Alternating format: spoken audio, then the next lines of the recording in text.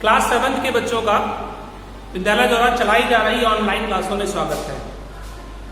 आज आप लोगों का बेटा क्लास 7 के बच्चों का आज साइंस का कोर्स स्टार्ट किया जा रहा है और साइंस में फर्स्ट लेसन है सोर्सेस ऑफ फूड। लेसन का नेम क्या है? Sources of food. Plants are living things. All human beings and animals depends on plants for their food. Plants are living things. पिछले चैप्टर्स में आपने food के बारे में कुछ न कुछ पढ़ा होगा और इसमें आगे और डिस्कस कर रहे हैं कि जितने भी प्लांट्स हैं वो सभी लिविंग्स हैं, आप सभी लोग जानते हैं, और ये प्लांट्स अपना जो फूड है स्वयं मैन्युफैक्चर कर लेते हैं। All human beings and animals depend on plants for their food. और जितने भी एनिमल्स हैं, जितने भी ह्यूमंस हैं, यानी हम लोग हैं, वो अपने भोजन के लिए हम किस पर डिपेंडेंट होते हैं? प्लांट्स पर डिपेंड होते हैं। यानी जो फूड मटेरियल प्लांट्स प्रिपेयर करते हैं उसी फूड मटेरियल को हम लोग कंज्यूम करते हैं। Most of the plants are green. Most of the plants are green because they have a substance in their leaves that is green in color. They make their own food and provide food for animals and human beings. यानी जितने भी plants होते हैं maximum आपने देखा होगा कि वो ग्रीन कलर के होते हैं, ठीक है? तो ग्रीन कलर उनमें क्यों होता है? उनमें ग्रीन कलर इस वजह से होता है क्योंकि उनमें एक ग्रीन कलर का पिगमेंट पाया जाता है जिसको हम क्या बोलते हैं? क्लोरोफिल बोलते हैं।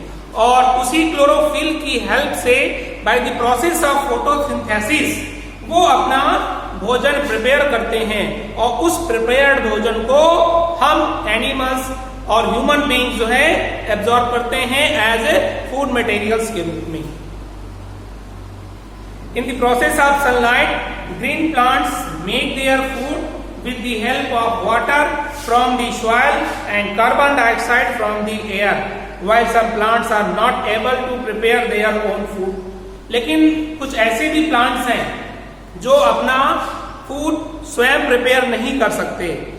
They get their food from other sources. वो अपना जो फूड है वो दूसरे सोर्सेस से प्राप्त करते हैं। We will study about the different types of nutrition in the plants.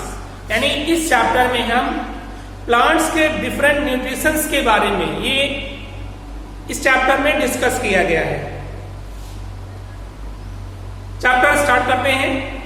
Book आप सभी के सामने होगी और बुक्स में आप लोग देखते रहेंगे। All living things need food. जितने भी लिविंग्स हैं आप सबको मालूम है कि विदाउट फूड वो जिंदा नहीं रह सकते। Food is the source of energy and body building materials for the living organism. यानी जो फूड होता है जो हम लोग कंज्यूम करते हैं, खाते हैं, उससे हमारी शरीर की वृद्धि होती है, उसमें डेवलपमेंट होता है, उससे हमें एनर्जी मिलती है जिससे हम बॉडी के दूसरे फंक्शंस परफॉर्म कर पाते हैं। Energy is locked in the form of chemical energy in food. यानी फूड में जो है एनर्जी केमिकल्स के रूप में बॉन्डेड होती है। जब वो फूड हम लोग कंज्यूम करते हैं तो वो केमिकल एनर्जी हमारी बॉडी में तमाम प्रोसेस के द्वारा वो हमारी बॉडी में रिलीज हो जाती है। The energy is release from body by conversion of the food materials into small and soluble molecules in the presence of enzyme। यानी जो हम लोग फूड मटेरियल कंज्यूम करते हैं, खाते हैं, वो फूड मटेरियल हमारी बॉडी में जाता है और डिफरेंट टाइप्स ऑफ एंजाइम की हेल्प से वो फूड मटेरियल जो है बॉडी में एब्जॉर्ब होता है और एब्जॉर्ब होने के बाद वो हमारे शरीर को एनर्जी प्रोवाइड कर पाता है। This happens during the process of nutrition. और ये टोटल होल प्रक्रिया किसके द्वारा संपन्न होती है और उसका क्या नाम है? उसको हम लोग न्यूट्रिशन बोलते हैं। यानी भोजन को कंज्यूम करना और कंज्यूम करने के बाद वो बॉडी में डाइजेस्ट होकर के एनर्जी रिलीज करना, ये टोटल होल प्रोसेस को हम क्या बोलते हैं? न्यूट्रिशन बोलते हैं। The components of food such as carbonates, यानी जो फूड मटेरियल्स होता है उसमें बहुत सारे कंपोनेंट्स होते हैं, जैसे कि कार्बोहाइड्रेट्स हो गया, फैट हो गए, विटामिन्स हो गए, प्रोटीन्स हो गया, मिनरल्स एंड रफेज, ये सभी फूड मटेरियल में उपस्थित होते हैं। Are the nutrients of our food, यानी फूड के ये हमारे कुछ न्यूट्रिएंट्स हैं। The words nutrition is derived from the terms nutrients, यानी जो शब्द न्यूट्रिशन है वो कहां से लिया गया है? टर्म है न्यूट्रिएंट से, यानी न्यूट्रिएंट से ही न्यूट्रिशन शब्द जो है वो लिया गया है। अब इस चैप्टर में डिस्कस किया गया है न्यूट्रिशन के बारे में, न्यूट्रिशन की डेफिनेशन बताई गई है। The process of obtaining food, यानी फूड को ऑब्टेन करना, एंड इट्स यूटिलाइजेशन, और उसको यूटिलाइज करना with in the body is called nutrition, यानी बॉडी के अंदर, यानी बॉडी के अंदर जो फूड मटेरियल कंज्यूम हो रहा हो वो डाइजेस्ट भी हो रहा हो, और डाइजेस्ट होने के बाद आपकी बॉडी में एज ए एनर्जी के रूप में यूज हो रहा हो, उस पूरी प्रोसेस को हम क्या बोलते हैं? न्यूट्रिशन बोलते हैं। Nutrition is an important life function of the living organism, यानी जो न्यूट्रिशन है वो जितने भी लिविंग्स हैं उनकी लाइफ के लिए एक बहुत ही इंपॉर्टेंट फंक्शन है। यानी विदाउट न्यूट्रिशन कोई भी जो लिविंग है वो सरवाइव नहीं कर सकता। जैसे कि बिना वाटर के, बिना एयर के कोई भी लिविंग सरवाइव नहीं कर सकता, वैसे ही विदाउट फूड के, बिना न्यूट्रिशन के कोई भी लिविंग जो है वो जीवित नहीं रह सकता। In other words, nutrition takes care of the food. अब नेक्स्ट टॉपिक है मोड्स ऑफ न्यूट्रिशन, यानी न्यूट्रिशन के कितने मोड्स होते हैं। The organisms show two modes of nutrition, यानी जितने भी लिविंग हैं उनके न्यूट्रिशन को अगर कैटेगराइज किया जाए तो उनको मेनली 2 पार्ट्स में डिवाइडेड करके स्टडी की जाती है। फर्स्ट है ऑटोट्रॉफिक न्यूट्रिशन, फर्स्ट क्या है? ऑटोट्रॉफिक न्यूट्रिशन, और सेकंड क्या है? Heterotrophic nutrition. First autotrophic nutrition और सेकंड हेटरोट्रॉफिक न्यूट्रिशन। अब ये ऑटोट्रॉफिक न्यूट्रिशन क्या होते हैं? ऑटोट्रॉफिक न्यूट्रिशन क्या होता है? The mode of nutrition in which organism make food themself from simple substances is called autotrophic nutrition, यानी ऑटोट्रॉफिक न्यूट्रिशन का वो मोड होता है जिसमें कोई भी लिविंग्स, कोई भी प्राणी स्वयं अपना भोजन प्रिपेयर करता है विद द हेल्प ऑफ छोटे छोटे सब्सटेंस या मटेरियल्स की मदद से वो अपना भोजन स्वयं बनाता हो, उसको हम क्या बोलते हैं? उस टाइप के न्यूट्रिशंस को हम क्या बोलते हैं? Autotrophic nutritions. Auto means self, auto means क्या होता है? सेल्फ, और ट्रॉप्स मीन्स होता है नरिशमेंट, यानी जो अपना नरिशमेंट स्वयं कर सकते हैं उनको हम क्या बोलते हैं? उस प्रोसेस, उस टाइप ऑफ न्यूट्रिशंस को हम क्या बोलते हैं? Autotrophic nutritions. और एग्जाम्पल बता रखा है कि green plants are able to prepare their own food, hence these are called autotrophs. जो ग्रीन प्लांट्स होते हैं, जो ग्रीन प्लांट्स होते हैं वो अपना भोजन स्वयं बना सकते हैं। इस वजह से इन सभी ग्रीन प्लांट्स को हम क्या बोलते हैं? ऑटोट्रॉफ्स बोलते हैं। और उनमें जिस टाइप का न्यूट्रिशन होता है उस टाइप के न्यूट्रिशन को हम क्या बोलते हैं? ऑटोट्रॉफिक न्यूट्रिशन बोलते हैं। आगे हम लोग डिस्कस करते हैं हेटरोट्रॉफिक न्यूट्रिशन, यानी हेटरोट्रॉफिक न्यूट्रिशन क्या होता है? Animals, non green plants and most other organism, यानी जितने भी एनिमल्स हैं और इवन जो नॉन ग्रीन प्लांट्स हैं, ठीक है, जिनके पास ग्रीन कलर का पिगमेंट यानी क्लोरोफिल नहीं होता है, वो सभी जो है, जो दूसरे ग्रीन प्लांट्स हैं जो स्वयं अपना भोजन बना लेते हैं, वो उनके द्वारा बनाए हुए भोजन को कंज्यूम करते हैं। तो ऐसे एनिमल्स को और या फिर ऐसे प्लांट्स को हम क्या बोलते हैं? हेट्रोट्रॉप्स बोलते हैं। क्या बोलते हैं उनको? हेट्रोट्रॉप्स। यानी हेट्रोट्रॉप्स अपना न्यूट्रिशन कहां से प्राप्त करते हैं? ऑटोट्रॉप से प्राप्त करते हैं। यानी ये टोटली डिपेंडेंट किस पर होते हैं? ऑटोट्रॉप्स पर।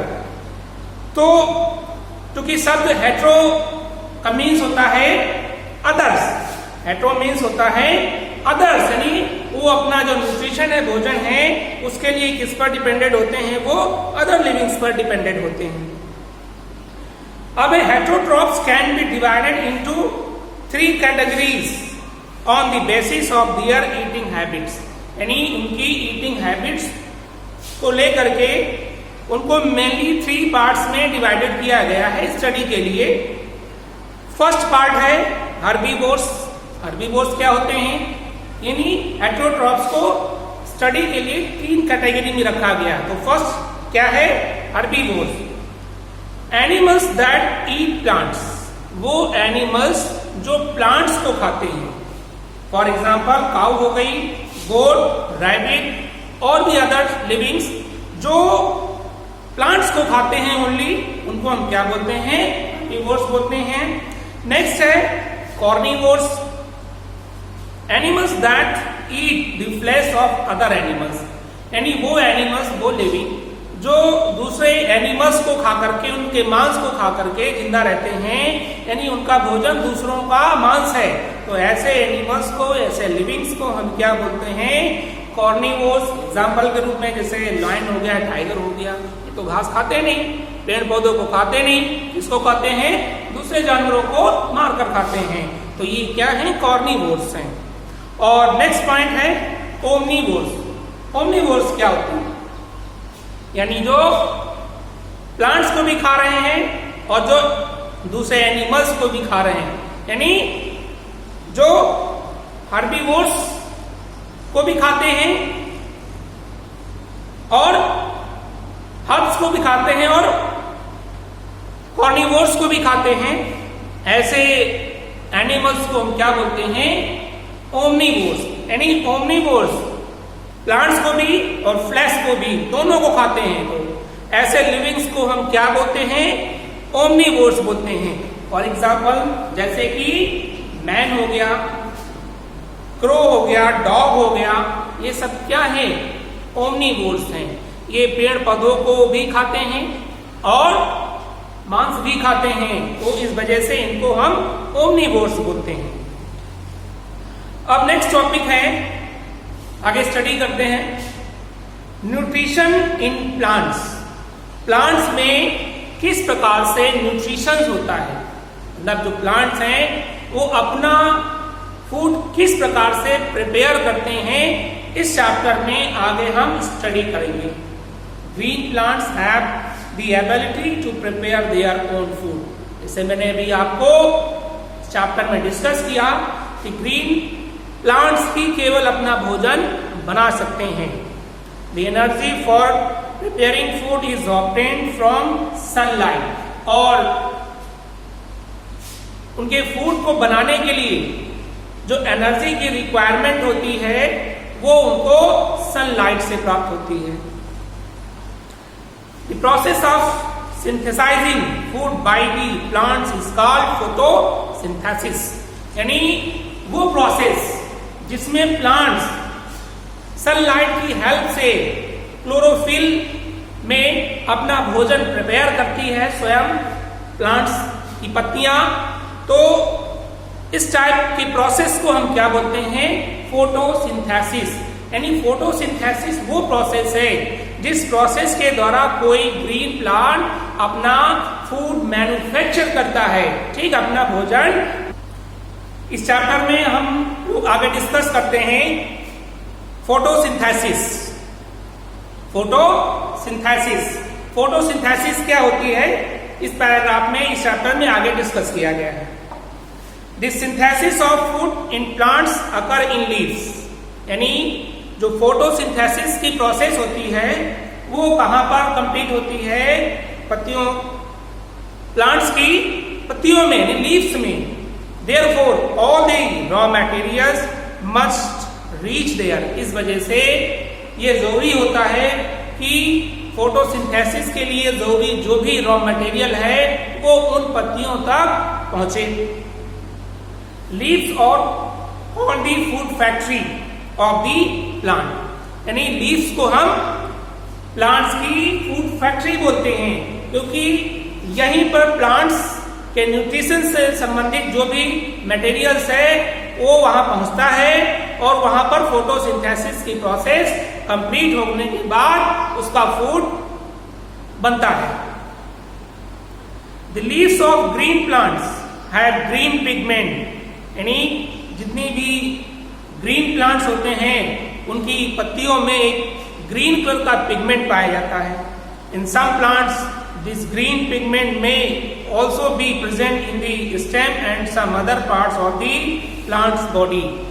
कुछ ऐसे भी पौधे होते हैं जिनमें पत्तियों के साथ साथ उनके अदर पार्ट्स में भी ये ग्रीन कलर का पिगमेंट पाया जाता है, जैसे कि स्टेम हो गया या ब्रांचेस होगी, इनमें भी ये ग्रीन कलर का पिगमेंट पाया जाता है। This green pigment is called chlorophyll, और इस ग्रीन पिगमेंट को हम क्या बोलते हैं? क्लोरोफिल बोलते हैं। Chlorophyll is present in the green cell in the form of tablets called chloroplast, और ये जो क्लोरोफिल होता है, ग्रीन कलर का जो पिगमेंट होता है, वो छोटी छोटी टैबलेट्स के रूप में उनकी पत्तियों में उपस्थित होता है।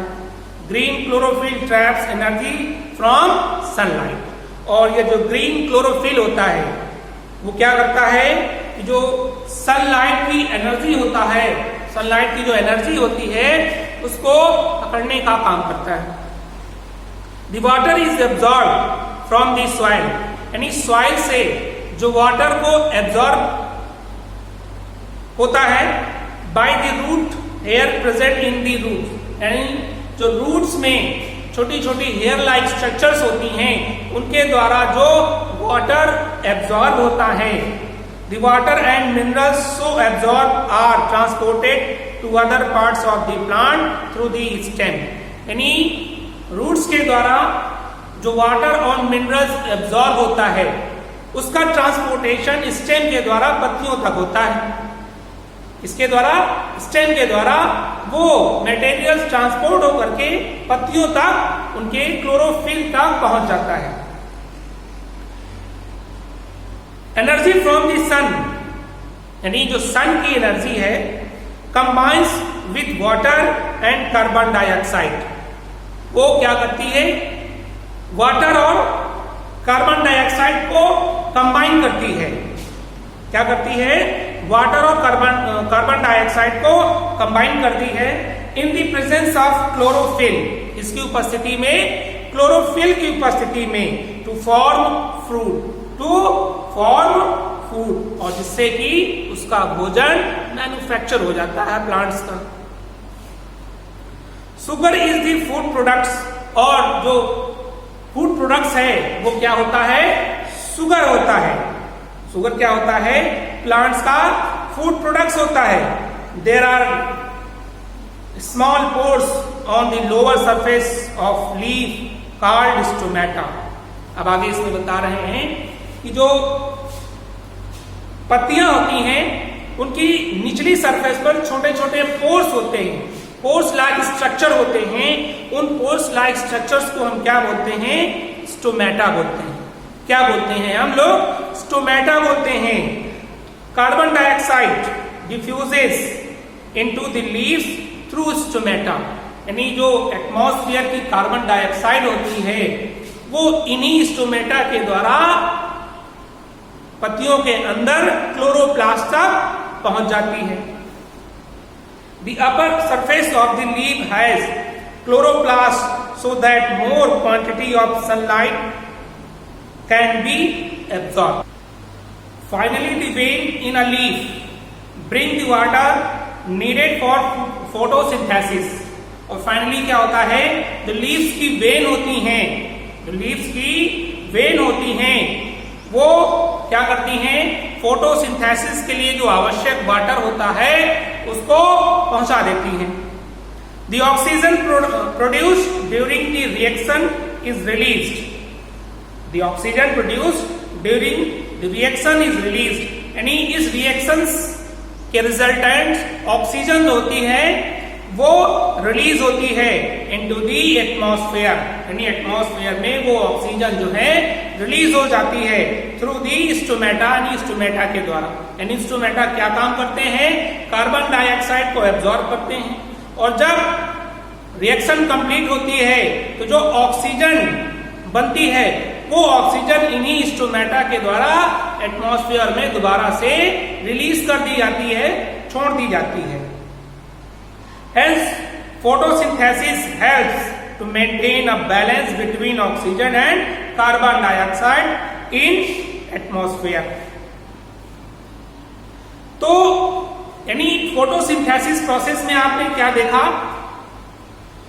कार्बन डाइऑक्साइड स्टोमेटा के द्वारा एब्जॉर्ब की गई और रिएक्शन के द्वारा जो ऑक्सीजन मैन्युफैक्चर हुई वो ऑक्सीजन दोबारा से इन्हीं स्टोमेटा के द्वारा हमारे एटमॉस्फेयर में रिलीज कर दी गई। यानी ये एटमॉस्फेयर में ऑक्सीजन और कार्बन डाइऑक्साइड को मेंटेन करने का काम हो रहा है। यानी फोटोसिंथेसिस के द्वारा ऑक्सीजन जो मैन्युफैक्चर होती है, जो बनती है, वो हमारे एटमॉस्फेयर में रिलीज कर दी जाती है।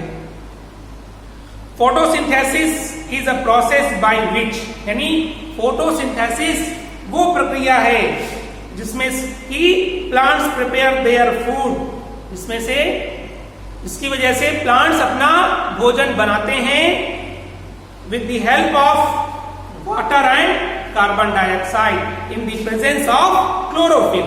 यानी क्लोरोफिल की प्रेजेंस में वाटर और कार्बन डाइऑक्साइड के द्वारा ये अपना भोजन बना लेते हैं। और इसके लिए जो एनर्जी की रिक्वायरमेंट होती है वो एनर्जी प्लांट्स को कहां से मिलती है? निश्चित तौर पर मैंने आपको बताया वो कहां से मिलती है? सनलाइट से मिलती है।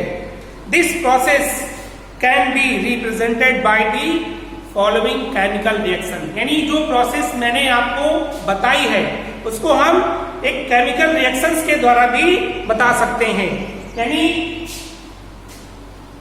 मैंने आपको बताया कि एटमॉस्फेयर की जो कार्बन डाइऑक्साइड होती है, यानी 6 मॉलिक्यूल ऑफ कार्बन डाइऑक्साइड और 6 molecule of water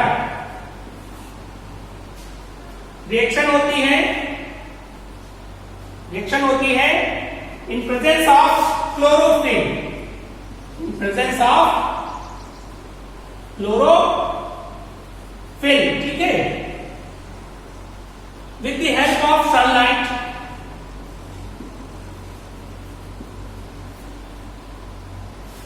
with the help of sunlight. तो इससे क्या बनता है?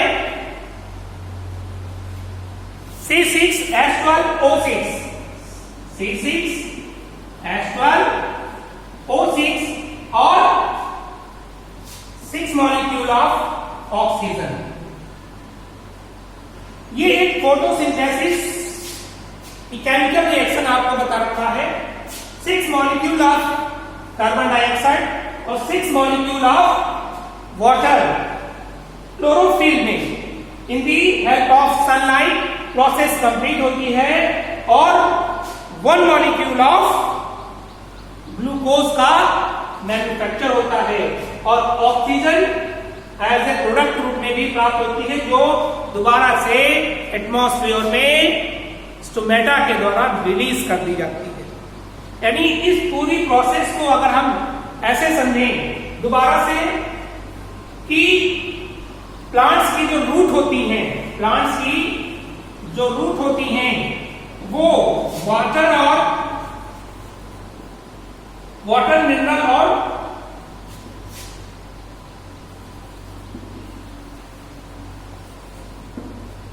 को एब्जॉर्ब करते हैं।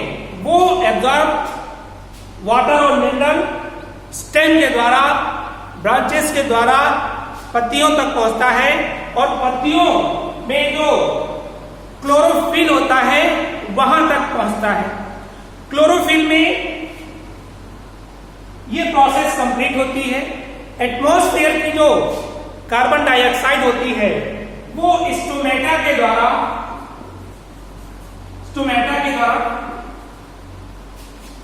एब्जॉर्ब होती है और वो कार्बन डाइऑक्साइड और वाटर केमिकल रिएक्शन के द्वारा ग्लूकोज और ऑक्सीजन का निर्माण होता है। तो ये प्रोसेस, टोटल होल प्रोसेस को हम क्या बोलते हैं? फोटोसिंथेसिस बोलते हैं। फोटोसिंथेसिस यानी फोटोसिंथेसिस वो प्रोसेस है जिसमें कि प्लांट्स अपना फूड मैन्युफैक्चर करता है। The food formed by photosynthesis is stored in the leaves, stems, roots, etc. यानी इस प्रोसेस के द्वारा जो फूड प्लांट्स मैन्युफैक्चर करता है वो कहां पर स्टोर हो जाता है? उनकी पत्तियों में, लीव्स में या फिर रूट्स में, and is transported to other parts of the plant by the stem. और ये जो फूड मैन्युफैक्चर होता है वो स्टेम के द्वारा, छोटे छोटे ब्रांचेस के द्वारा प्लांट्स के अन्य भाग में ट्रांसपोर्ट हो जाता है।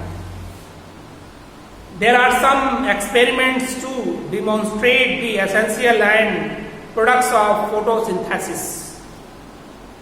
इस चैप्टर में कुछ एक्टिविटी भी आपको दिखा रखे हैं, बुक में आप देख सकते हैं, जिसमें ये एक्सपेरिमेंट करके बताया गया है कि फोटोसिंथेसिस के लिए क्या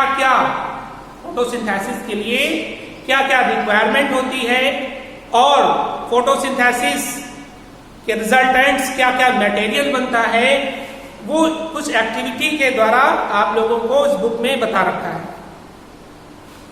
तो हम लोग स्टार्ट करते हैं एक्टिविटी नंबर 2। इस एक्टिविटी में क्या बताया गया है? To test a leaf for starch, यानी ये टेस्ट करना कि जो लीव्स होती है, पत्तियां होती हैं, उनमें स्टार्च होता है। क्या होता है? स्टार्च होता है। टेस्ट में आपको करना क्या है? Take a fresh green leaf. आपको क्या करना है? एक फ्रेश ग्रीन लीफ लेनी है, हरी पत्ती लेनी है, ध्यान रखना। Boil it for about 5 minutes, यानी आपको लगभग 5 मिनट्स उस लीफ को बॉइल करना है। Place it in a test tube containing alcohol, यानी उस लीफ को एक ऐसे टेस्ट ट्यूब में लेना है जिसमें अल्कोहल हो, यानी अल्कोहल से भरी हुई टेस्ट ट्यूब में उस पत्ती को आपको रख लेना है।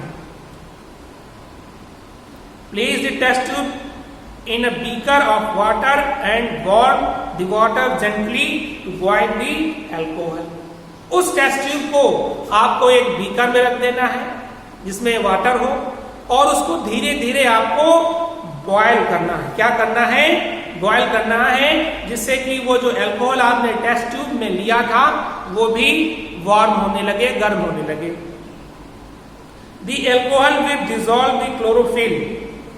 अब प्रोसेस क्या होती है कि जो अल्कोहल होती है विल डिसॉल्व द क्लोरोफिल, जो पत्तियों में जो क्लोरोफिल होता है वो गर्म होकर के उसको डिसॉल्व कर देती है, ठीक है।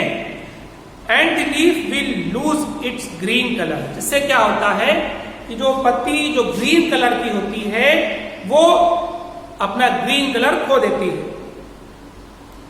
Now spread the out flat on a dish and cover it with iodine solution. यानी अब क्या करें, जब पत्ती अपना कलर बिल्कुल छोड़ दे तो उस पत्ती को आपको बाहर निकाल लेना है और उसको एक कांच की डिस्क पर रख देना है, और डिस्क पर रखने के बाद उसके ऊपर आपको थोड़ा सा आयोडीन डाल देना है, आयोडीन का सोल्यूशन उसके ऊपर आपको लगा देना है। Remove the leaf from iodine solution and wash it with water. थोड़ी देर बाद आपको क्या करना है कि उस सोल्यूशन से पत्ती को आपको बाहर निकाल लेनी है एंड उसको वॉश करना है, धुल लेना होता है वाटर से। वाटर से उस पत्ती को आप धुल लीजिए। Hold it up against light, और उसको अब आप लाइट में देखें। इफ स्टार्च इज प्रेजेंट, यदि उस पत्ती में स्टार्च होगा, a blue black coloured will be seen, एक ब्लूइश ब्लैक कलर आपको उस पत्ती का दिखाई पड़ने लगेगा, यानी पत्ती का कलर चेंज हो जाता है, और वो चेंज होने के बाद किस कलर की हो जाती है, ब्लूइश ब्लैक, यानी ब्लू और ब्लैक कलर की वो हो जाती है। देखिए वो पत्ती का कलर क्यों बदल गया, क्योंकि जो आयोडीन होती है, पत्ती कलर क्यों बदल गया, क्योंकि जो आयोडीन होती है वो स्टार्च को ब्लैक कलर में कन्वर्ट कर देती है। तो जब आपने उसको अल्कोहल में डाला तो उसका जितना भी ग्रीन कलर था वो गायब हो गया। फिर उसको जब आपने आयोडीन में डाला तो आयोडीन क्या करती है, जो पत्तियों में स्टार्च होता है, पत्तियों में जो स्टार्च होता है उसके साथ रिएक्शन करके उसको किस कलर में कन्वर्ट कर देती है, ब्लू ब्लैक में। यानी कहीं पर भी अगर आप स्टार्च में आयोडीन आप डालोगे, स्टार्च में आप आयोडीन डालोगे तो उसका कलर ब्लू ब्लैक हो जाता है।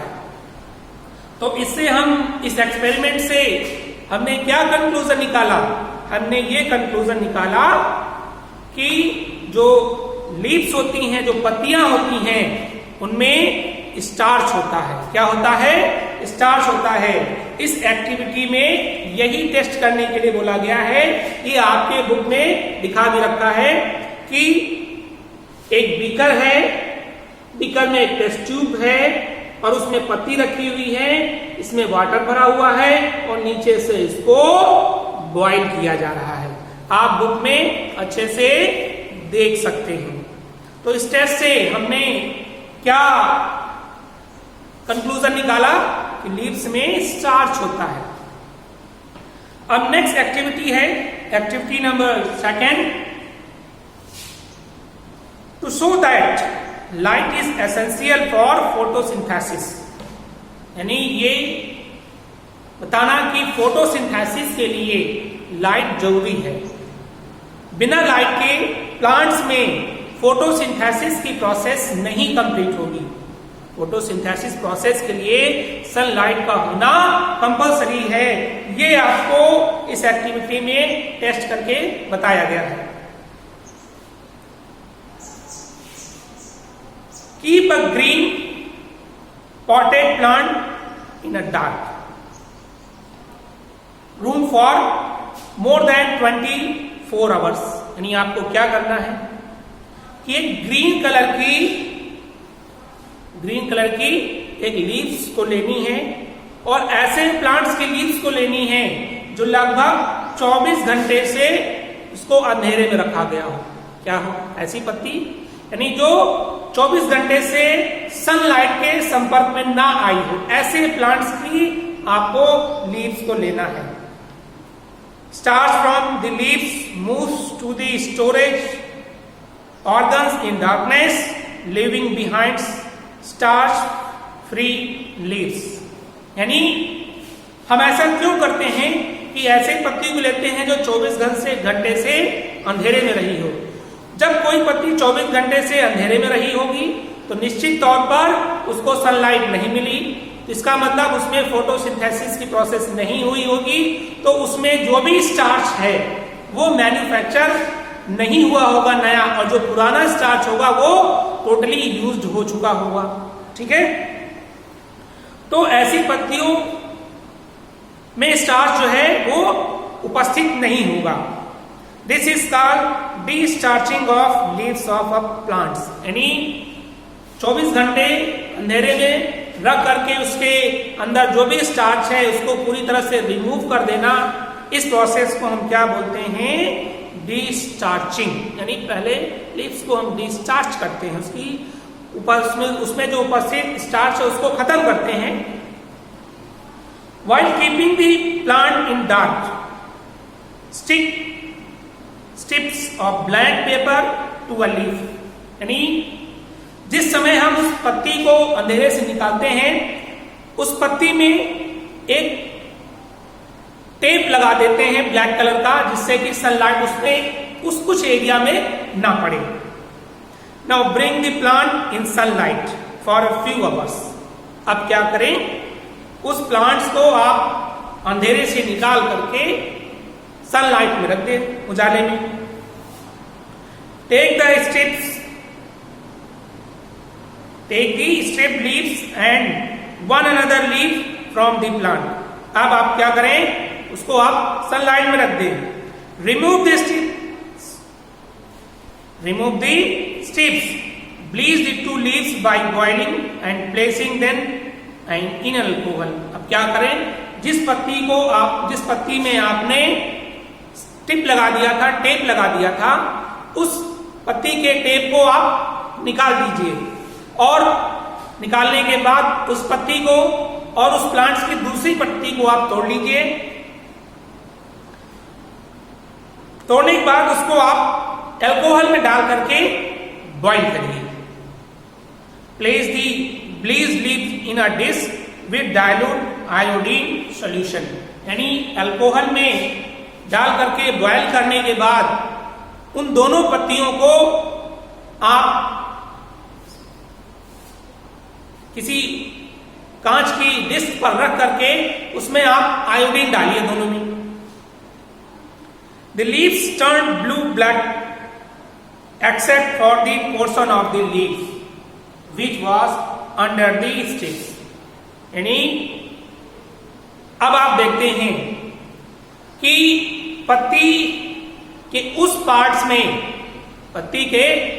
पार्ट्स में जिसमें टेप लगा हुआ था उसमें कोई परिवर्तन नहीं हुआ, लेकिन जो पार्ट ओपन था जिसमें टेप नहीं लगा हुआ था वो पार्ट जो है ब्लू ब्लैक कलर में कन्वर्ट हो गया। किस कलर में कन्वर्ट हो गया? ब्लू ब्लैक कलर में कन्वर्ट हो गया। तो now we conclude that starch has not been formed in the portion of the leaf under the strip since the covered part of leaf was not receiving sunlight। यानी हमने इस total activity में क्या conclusion निकाला कि leaves के जिस part में टेप लगा हुआ था उस पार्ट में सनलाइट नहीं पड़ी। जब सनलाइट नहीं पड़ी तो उस पार्ट में फोटोसिंथेसिस की प्रोसेस नहीं हुई। जब फोटोसिंथेसिस की प्रोसेस नहीं हुई तो उस पार्ट में फूड मैन्युफैक्चर का वर्क भी नहीं हुआ और स्टार्च भी नहीं बना। लेकिन जो पार्ट लीव्स का जो पार्ट ओपन था उसमें सनलाइट पड़ रही थी, इस वजह से उस पोर्शन में फोटोसिंथेसिस की प्रोसेस कंप्लीट हुई और स्टार्च का फॉर्मेशन हुआ। इसी वजह से अल्कोहल से उसको धुलने के बाद जब उसमें हमने आयोडीन का सॉल्यूशन डाला तो उस पार्ट्स का कलर जो है वो ब्लू ब्लैक हो गया, जिस पार्ट में स्टार्च का फॉर्मेशन हुआ। तो इस पूरी एक्टिविटी से हम लोगों ने क्या रिजल्ट निकाला कि पत्तियों में फोटोसिंथेसिस प्रोसेस कंप्लीट हो, प्लांट में फोटोसिंथेसिस की प्रोसेस कंप्लीट हो, इसके लिए सनलाइट का होना कंपलसरी है। विदाउट सनलाइट कोई भी प्लांट फूड मैन्युफैक्चर नहीं कर सकता है। इस एक्टिविटी में आपको बताया गया है और ये एक्टिविटी बहुत इजी है। ये काम आप लोग अपने घर में स्वयं कर सकते हैं और इस एक्टिविटी को देख सकते हैं। बच्चों, इस चैप्टर की रीडिंग आज यहीं पर समाप्त की जाती है। इस चैप्टर से रिलेटेड जो भी टॉपिक्स हैं वो आपको दूसरे वीडियो में अवेलेबल हो जाएंगे, जिनको आप लोग जरूर देखेंगे, तब इस चैप्टर को आप लोग पूरा स्टडी कर सकते हैं। तब तक के लिए नमस्ते बच्चों।